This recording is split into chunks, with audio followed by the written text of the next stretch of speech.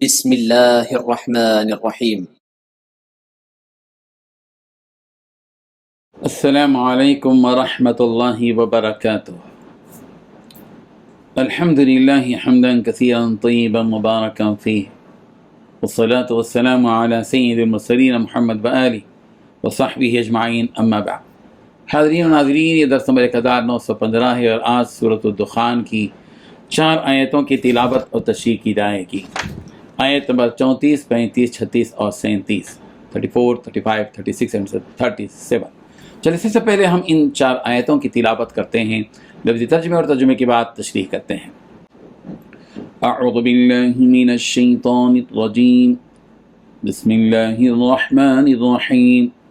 ان هؤلاء لیقولون ان هي الا موتتنا الاولى وما نحن بمنشرین فأتوا بآبائنا إن كنتم صادقين أهم خير أم قوم تبع والذين من قبلهم أهلكناهم إنهم كانوا مجرمين صدق الله العظيم۔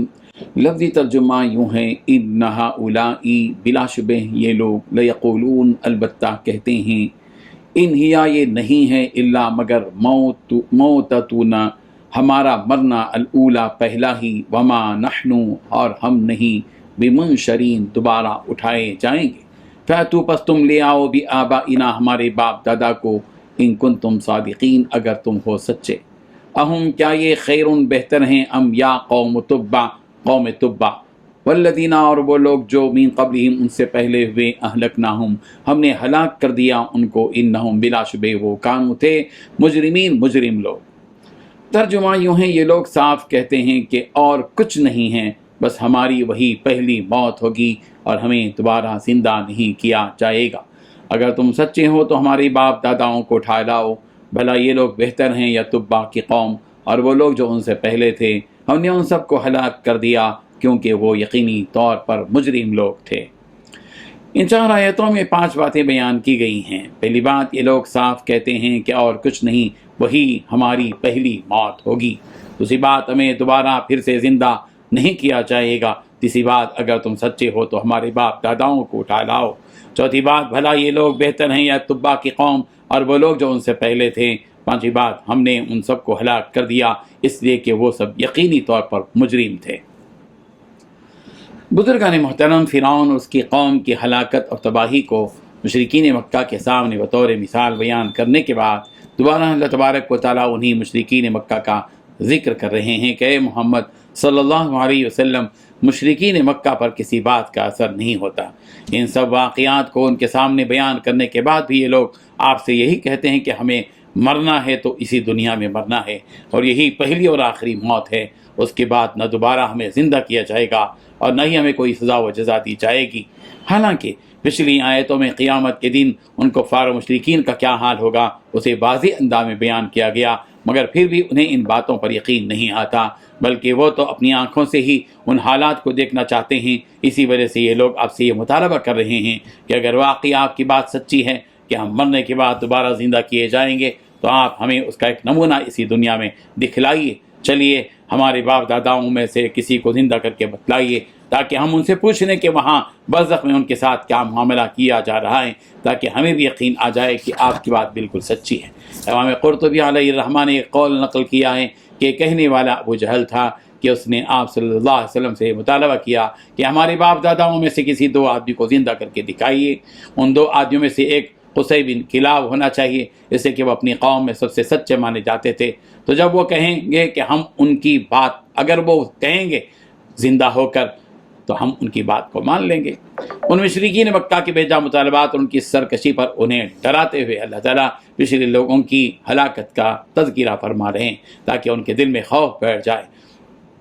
چنانچہ اللہ تبارک و تعالیٰ نے فرمایا کہ اے محمد صلی اللہ علیہ وسلم، یہ آپ کی قوم کس بات پر اتنا اترا رہی ہے، حالانکہ ان کے پاس نہ اتنی قوت و طاقت جاؤ مرتبہ ہے جتنا کہ قوم تبع یعنی مصر کے بڑے بڑے بادشاہوں کے پاس تھی، مگر اس کے باوجود ہم نے انہیں تباہ کر دیا، تو پھر یہ لوگ ان کے مقابلے میں کیا حیثیت رکھتے ہیں؟ جب ان کو ایک لمحے میں ختم کیا گیا تو انہیں ہلاک کرنے میں ہمیں کتنی دیر لگے گی؟ کیا انہیں یہ بات سمجھ میں نہیں آتی؟ اس قوم کو ہلاک اس وجہ سے کیا گیا کہ وہ لوگ مجرم تھے کہ اللہ کے احکامات کو نہ مان کر، اس کی ربوبیت کا انکار کر کے، اس کے بھیجے ہوئے پیغمبروں کو جھٹلا کر انہوں نے جرم کیا تھا، جس کے سبب انہیں ہلاک کیا گیا۔ اب تم لوگ بھی انہی کے نقش قدم پر چل رہے ہو اور ان کے جرم کی طرح تم لوگ بھی جرم کر رہے ہو، لہذا سوچ لو اگر تمہیں بھی انہی کی طرح ہلاک ہونا ہے تو پھر اسی جرم پر جمے رہو، اور اگر نہیں تو پھر سدھر جاؤ۔ اس آیت میں قوم تبع کا ذکر آیا ہے۔ تبع کہتے ہیں ہر بادشاہ کو جو یمن میں گزرا، جیسے کہ فارس کے بادشاہ کو کسرا کہتے ہیں، روم کے بادشاہ کو قیصر کہتے ہیں، اور مصر کے بادشاہ کو فرعون کہا جاتا ہے۔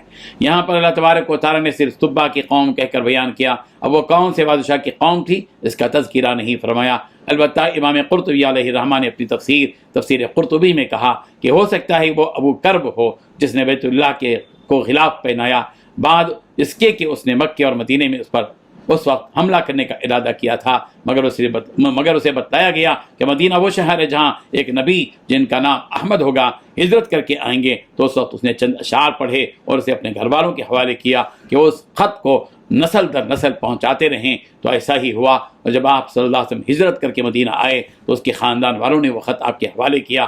کہا گیا کہ وہ خط اور شعر حضرت ابو ایوب خالد بن زید کے پاس تھا۔ تبع کے بارے میں یہ بھی کہا گیا کہ وہ دین عیسوی پر تھا، جیسا کہ حضرت ابن عباس رضی اللہ عنہما کا قول ہے کہ تبع کے بارے میں سوائے اچھائی کے اور کچھ نہ کہو، اس لیے کہ اس نے بیت اللہ کا حج کیا، حضرت عیسیٰ علیہ السلام کی لائی ہوئی شریعت پر ایمان لے آیا۔ الغرض وہ تو مومن تھا مگر اس کی قوم مشرک تھی، تو انہیں جو ہلاک و تباہ کیا گیا اسی کا تذکرہ ان آیتوں میں کیا گیا۔